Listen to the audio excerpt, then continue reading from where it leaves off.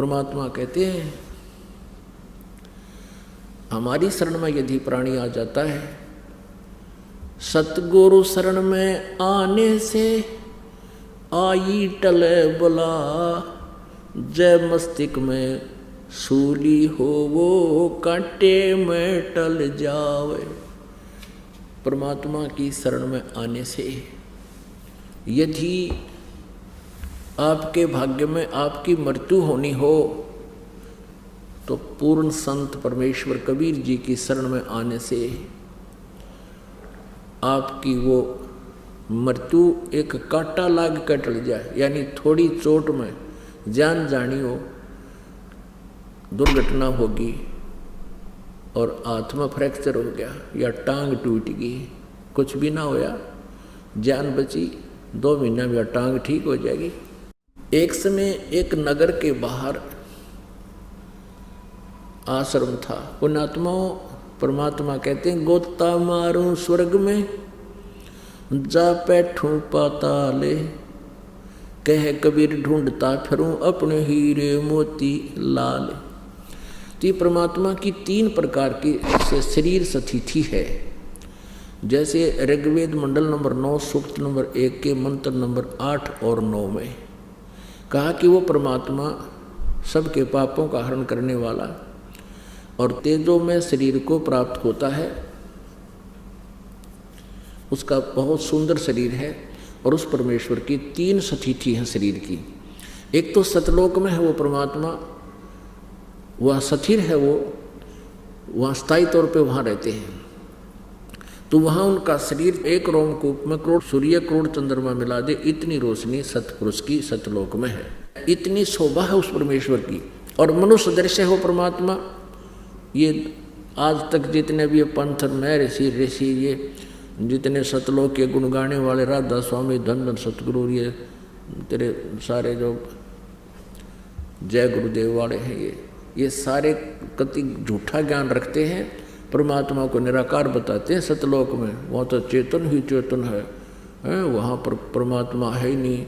और मोक्ष प्राप्त आत्मा सतलोक में निराकार परमात्मा में ऐसे समा जाती है जैसे बूंद समुद्र में।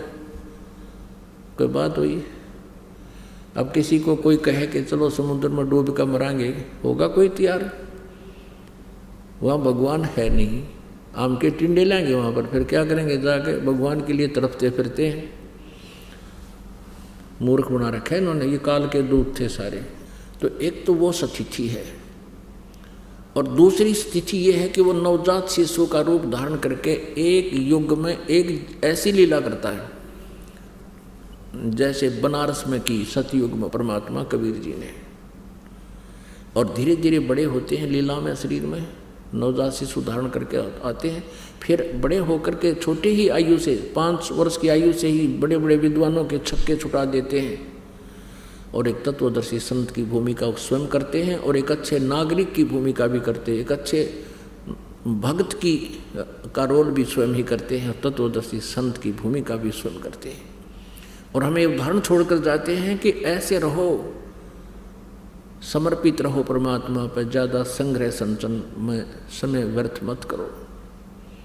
ये दूसरी स्थिति। और तीसरी स्थिति जैसे धर्मदास जी साहब को आकर मिले ऋग्वेद मंडल नंबर 9 सूक्त नंबर 86 के मंत्र 26-27 में, ऋग्वेद मंडल नंबर 9 सूक्त 82 के मंत्र 1, 2, 3 में, ऋग्वेद मंडल नंबर 9 सूक्त 20 के मंत्र 1 में, ऋग्वेद मंडल नंबर 9 सूक्त 96 के 16 से लेकर 20 तक 21 तक, इन मंत्रों में विशेष रूप से ये कहा कि वो परमात्मा सतलोक में रहता है और वहाँ से गति करके आता है और अच्छी आत्माओं को मिलता है, अच्छी आत्माओं को, और उनको ज्ञान से परिपूर्ण करता है, यथार्थ ज्ञान देता है। तो वो परमात्मा ऐसी लीला कौन करते हैं? कबीर देव जी, कबीर साहब। वो कबीर साहब जी किन किन को मिले हैं? आदरणीय धर्मदास जी को, आदरणीय मलुकदास जी को, आदरणीय दादूदास जी को, आदरणीय नानक साहब जी को, आदरणीय गरीबदास साहिब जी को, आदरणीय घीसा दास साहिब जी को, आदरणीय नामदेव साहिब जी को, और भी बहुत से संतों को मिले, लेकिन हम इतना ही जो वेल नोन है उनके बारे में आपको जानकारी देंगे, जिससे आपको विश्वास शीघ्र होगा। और इसके अतिरिक्त जब चाहे जहाँ परमात्मा आ जाते हैं।